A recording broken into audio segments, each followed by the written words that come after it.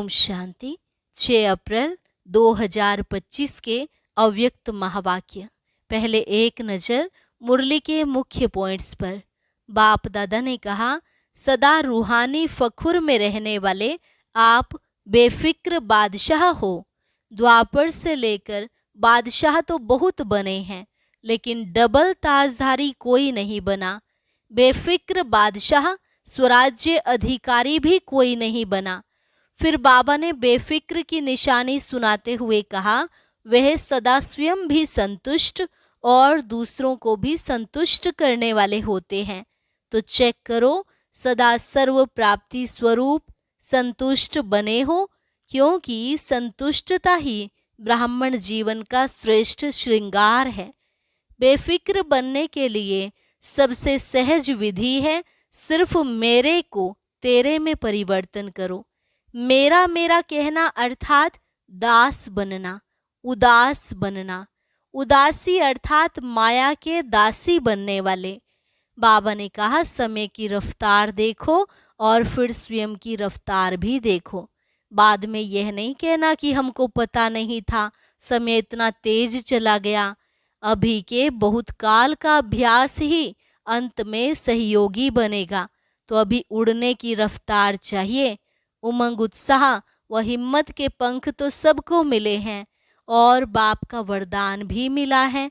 Last में बाबा ने कहा, वर्तमान समय आप बच्चे जो कुछ प्राप्त करना चाहो, जो वरदान लेना चाहो या जितना अपने को श्रेष्ठ बनाना चाहो, उतना बना सकते हो। याद रखना, अभी नहीं तो कभी नहीं। समय और संकल्प आप ब्राह्मणों का बहुत श्रेष्ठ खजाना है, इनको कभी व्यर्थ नहीं गंवाना। सबसे सहज पुरुषार्थ है, दुआएं दो और दुआएं लो। सबको सुख दो, सुख लो। और अब सुनते हैं महावाक्यों को विस्तार से। मुरली का सार। बाप दादा की विशेष आशा, हरेक बच्चा दुआएं दे और दुआएं ले। आज बाप दादा अपने चारों ओर के बेफिक्र बादशाहों की सभा को देख रहे हैं। यह राज सभा सारे कल्प में इस समय ही है। रूहानी फखुर में रहते हो, इसलिए बेफिक्र बादशाह हो। सवेरे उठते हैं तो भी बेफिक्र, चलते फिरते कर्म करते भी बेफिक्र, और सोते हो तो भी बेफिक्र नींद में सोते हो। ऐसे अनुभव करते हो ना? बेफिक्र हैं, बने हैं वो बन रहे हैं, बन गए हैं ना? बेफिक्र और बादशाह हो। स्वराज्य अधिकारी इन कर्मेंद्रियों के ऊपर राज्य करने वाले बेफिक्र बादशाह हो, अर्थात स्वराज्य अधिकारी हो। तो ऐसी सभा आप बच्चों की ही है। कोई फिक्र है कोई फिक्र? क्योंकि अपने सारे फिक्र बाप को दे दिए हैं, तो बोझ उतर गया ना। फिक्र खत्म और बेफिक्र बादशाह बन अमूल्य जीवन अनुभव कर रहे हो। सबके सिर पर पवित्रता के लाइट का ताज स्वतः ही चमकता है। बेफिक्र के ऊपर लाइट का ताज है। अगर कोई फिक्र करते हो, कोई बोझ अपने ऊपर उठा लेते हो, तो मालूम है सिर पर क्या आ जाता है? बोझ के टोकरे आ जाते हैं। तो सोचो, ताज और टोकरे दोनों सामने लाओ, क्या अच्छा लगता? टोकरे अच्छे लगते या लाइट का ताज अच्छा लगता? बोलो, टीचर्स क्या अच्छा लगता है? ताज अच्छा लगता है ना? सभी कर्मेंद्रियों के ऊपर राज्य करने वाले बादशाह हो। पवित्रता लाइट का ताजधारी बनाती है, इसलिए आपके यादगार जड़ चित्रों में डबल ताज दिखाया है। द्वापर से लेकर बादशाह तो बहुत बने हैं, राजे तो बहुत बने हैं, लेकिन डबल ताजधारी कोई नहीं बना। बेफिक्र बादशाह स्वराज्य अधिकारी भी कोई नहीं बना, क्योंकि पवित्रता की शक्ति माया जीत, कर्मेंद्रिय जीत विजयी बना देती है। बेफिक्र बादशाह की निशानी है सदा स्वयं भी संतुष्ट और औरों को भी संतुष्ट करने वाले। कभी भी कोई अप्राप्ति है ही नहीं जो असंतुष्ट हो। जहाँ अप्राप्ति है वहाँ असंतुष्टता है, जहाँ प्राप्ति है वहाँ संतुष्टता है। ऐसे बने हो, चेक करो। सदा सर्व प्राप्ति स्वरूप संतुष्ट हैं, गायन भी हैं। अप्राप्त नहीं कोई वस्तु, देवताओं के नहीं लेकिन ब्राह्मणों के खजाने में। संतुष्टता जीवन का श्रेष्ठ श्रृंगार है, श्रेष्ठ वैल्यू है। तो संतुष्ट आत्माएं होना। बाप दादा ऐसे बेफिक्र बादशाह बच्चों को देख खुश होते हैं। वह मेरे बेफिक्र बादशाह, वह होना। हाथ उठाओ जो बेफिक्र हैं। बेफिक्र, फिक्र नहीं आता, कभी तो आता है नहीं। अच्छा है, बेफिक्र बनने की विधि बहुत सहज है, मुश्किल नहीं है। सिर्फ एक शब्द की मात्रा का थोड़ा सा अंतर है। वह शब्द है मेरे को तेरे में परिवर्तन करो। मेरा नहीं, तेरा। तो हिंदी भाषा में मेरा भी लिखो और तेरा भी लिखो तो क्या फर्क होता है? मैं और ते का। लेकिन फर्क इतना हो जाता है। तो आप सब मेरे मेरे वाले हो या तेरे तेरे वाले हो? मेरे को तेरे में परिवर्तन कर लिया, नहीं किया हो तो कर लो। मेरा मेरा अर्थात दास बनने वाला, उदास बनने वाला। माया के दास बन जाते हैं ना तो उदास तो होंगे ना। उदासी अर्थात माया के दासी बनने वाले। तो आप माया जीत हो, माया के दास नहीं। तो उदासी आती है, कभी कभी टेस्ट कर लेते हो, क्योंकि 63 जन्म उदास रहने का अभ्यास है ना। तो कभी कभी वह इमर्ज हो जाती है। इसलिए बाप दादा ने क्या कहा? हर एक बच्चा बेफिक्र बादशाह है। अगर अभी भी कहाँ कोने में कोई फिक्र रख दिया हो तो दे दो। अपने पास बोझ क्यों रखते हो? बोझ रखने की आदत पड़ गई है। जब बाप कहते हैं बोझ मेरे को दे दो, आप लाइट हो जाओ, डबल लाइट। डबल लाइट अच्छा या बोझ अच्छा? तो अच्छी तरह से चेक करना। अमृत वेले जब उठो तो चेक करना कि विशेष वर्तमान समय सबकॉन्शियस में भी कोई बोझ तो नहीं है। सबकॉन्शियस तो क्या, स्वप्न मात्र भी बोझ का अनुभव नहीं हो। पसंद तो डबल लाइट है ना। तो विशेष यह होमवर्क दे रहे हैं। अमृत वेले चेक करना तो आता है ना। लेकिन चेक के साथ सिर्फ चेक नहीं करना, चेंज भी करना। मेरे को तेरे में चेंज कर देना, मेरा तेरा। तो चेक करो और चेंज करो, क्योंकि बाप दादा बार बार सुना रहे हैं समय और स्वयं दोनों को देखो। समय की रफ्तार भी देखो और स्वयं की रफ्तार भी देखो। फिर यह नहीं कहना कि हमको तो पता ही नहीं था, समय इतना तेज चला गया। कई बच्चे समझते हैं कि अभी थोड़ा ढीला पुरुषार्थ अगर है भी तो अंत में तेज कर लेंगे। लेकिन बहुत काल का अभ्यास अंत में सहयोगी बनेगा। बादशाह बन के तो देखो, बने हैं लेकिन कोई बने हैं कोई नहीं बने हैं। चल रहे हैं, कर रहे हैं, संपन्न हो जाएंगे। अब चलना नहीं है, करना नहीं है, उड़ना है। अभी उड़ने की रफ्तार चाहिए। पंख तो मिल गए हैं ना। उमंग, उत्साह और हिम्मत के पंख सबको मिले हैं। और बाप का वरदान भी है। याद है वरदान? हिम्मत का एक कदम आपका और 1000 कदम मदद बाप की। क्योंकि बाप का बच्चों से दिल का प्यार है।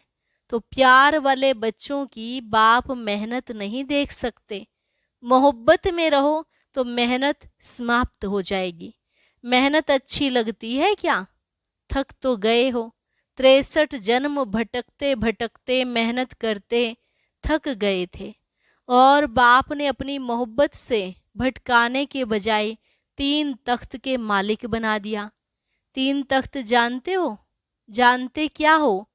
लेकिन तख्त निवासी हो, अकाल तख्त निवासी भी हो, बाप दादा के दिल तख्त नशीन भी हो और भविष्य विश्व राज्य के तख्त नशीन भी हो।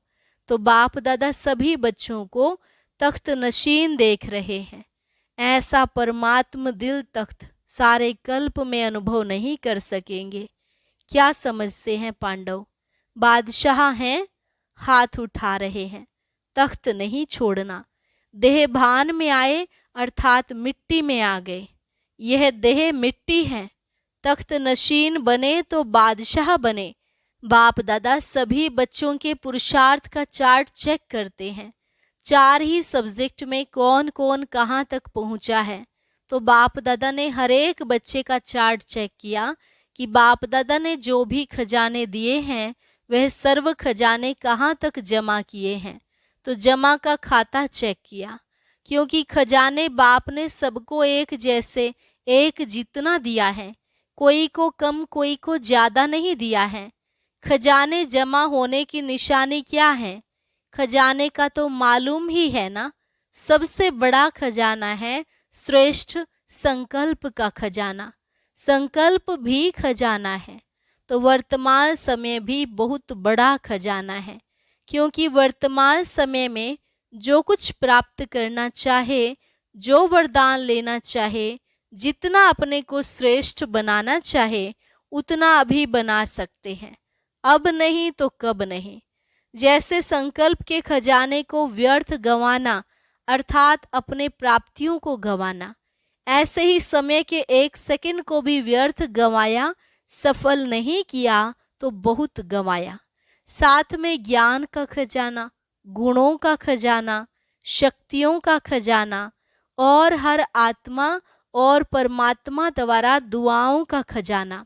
सबसे सहज है पुरुषार्थ में दुआएं दो और दुआएं लो, सुख दो और सुख लो, ना दुख दो ना दुख लो। ऐसे नहीं कि दुख दिया नहीं लेकिन ले लो, तो भी दुखी तो होंगे ना।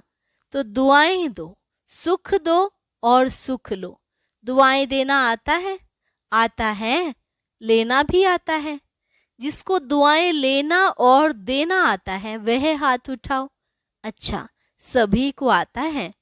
अच्छा, डबल फॉरेनर्स को भी आता है। मुबारक है। देना आता है, लेना आता है, तो मुबारक है। सभी को मुबारक है। अगर लेने भी आता और देना भी आता, फिर और चाहिए क्या? दुआएं लेते जाओ, दुआएं देते जाओ, संपन्न हो जाएंगे। कोई बद्दुआ देवे तो क्या करेंगे? लेंगे? बद्दुआ आपको देता है तो आप क्या करेंगे? लेंगे? अगर बद्दुआ मानो ले लिया तो आपके अंदर स्वच्छता रही? बद्दुआ तो खराब चीज है ना। आपने ले ली, अपने अंदर स्वीकार कर ली, तो आपका अंदर स्वच्छ तो नहीं रहा ना। अगर जरा भी डिफेक्ट रहा तो परफेक्ट नहीं बन सकते। अगर खराब चीज कोई देवे तो क्या आप ले लेंगे? कोई बहुत सुंदर फल हो लेकिन आपको खराब हुआ दे देवे, फल तो बढ़िया है, फिर ले लेंगे? नहीं लेंगे ना। कि कहेंगे अच्छा तो है, चलो दिया है तो ले ले। कभी भी कोई बद्दुआ दे तो आप मन में अंदर धारण नहीं करो। समझ में आता है यह बद्दुआ है, लेकिन बद्दुआ अंदर धारण नहीं करो, नहीं तो डिफेक्ट हो जाएगा। तो अभी यह वर्ष, अभी थोड़े दिन पड़े हैं पुराने वर्ष में, लेकिन अपने दिल में दृढ़ संकल्प करो। अभी भी किसकी बद्दुआ मन में हो तो निकाल दो, और कल से दुआ देंगे, दुआ लेंगे। मंजूर है? पसंद है? पसंद है या करना ही है? पसंद तो है, लेकिन जो समझते हैं करना ही है, कुछ भी हो जाए लेकिन करना ही है, वह हाथ उठाओ। करना ही है। जो स्नेही सहयोगी आज आए हैं वह हाथ उठाओ। तो जो स्नेही सहयोगी आए हैं, बाप दादा उन्हों को मुबारक दे रहे हैं, क्योंकि सहयोगी तो हो, स्नेही भी हो, लेकिन आज एक और कदम उठा के बाप के घर में वो अपने घर में आए हो, तो अपने घर में आने की मुबारक है। अच्छा, जो स्नेही सहयोगी आए हैं वह भी समझते हैं कि दुआएं देंगे और लेंगे। समझते हो, हिम्मत रखते हो। जो स्नेही सहयोगी हिम्मत रखते हैं मदद मिलेगी। लंबा हाथ उठाओ। अच्छा, फिर तो आप भी संपन्न हो जाएंगे। मुबारक हो। अच्छा, जो गॉडली स्टूडेंट रेगुलर हैं, चाहे ब्राह्मण जीवन में बाप दादा से मिलने पहली बार आए हैं लेकिन अपने को ब्राह्मण समझते हैं, रेगुलर स्टूडेंट समझते हैं, वह अगर समझते हैं कि करना ही है, वह हाथ उठाओ। दुआ देंगे, दुआ लेंगे।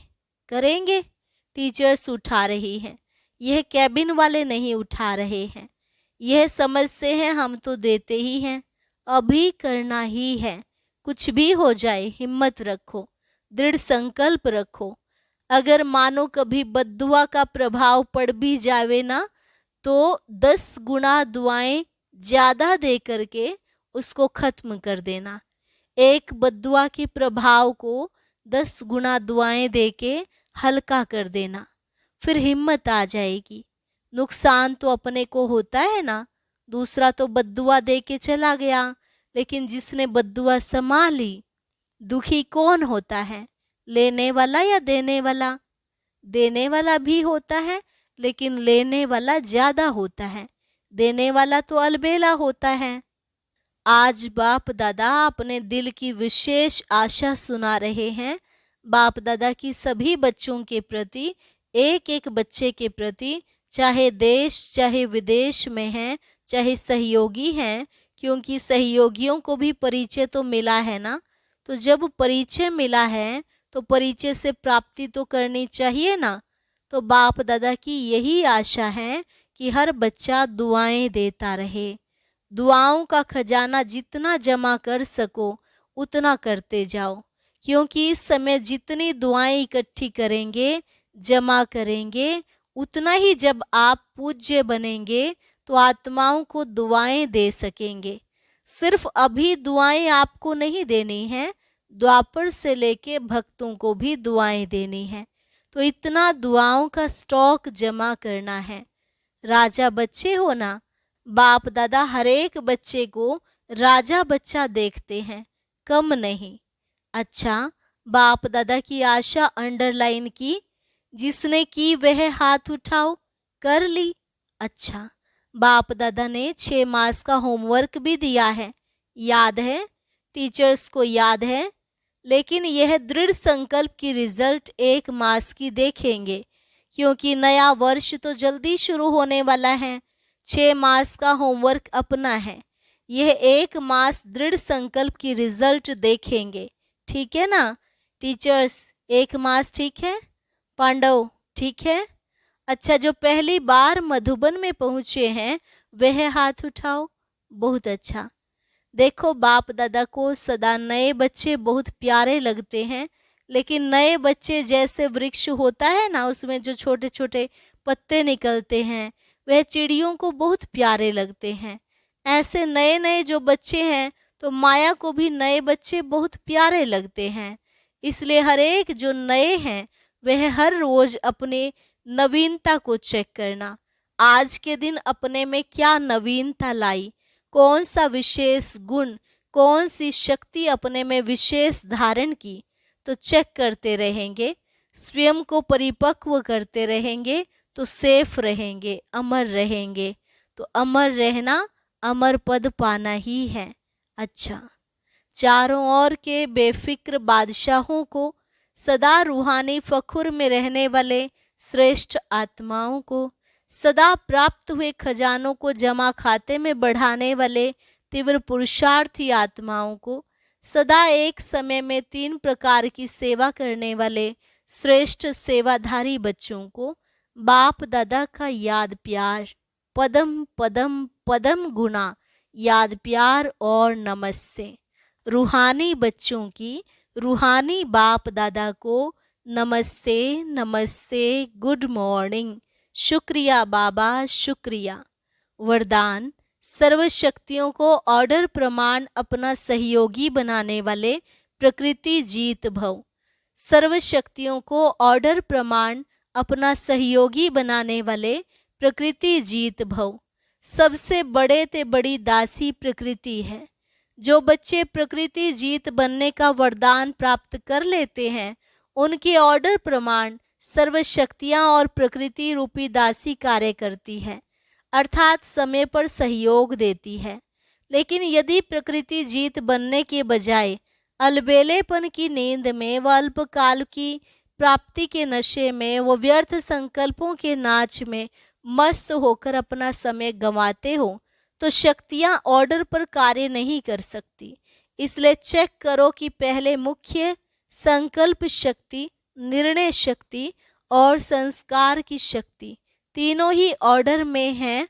स्लोगन: बाप दादा के गुण गाते रहो तो स्वयं भी गुणमूर्त बन जाएंगे। ओम शांति। अब आज का अव्यक्त इशारा और ज्ञान मोती भी अवश्य सुने।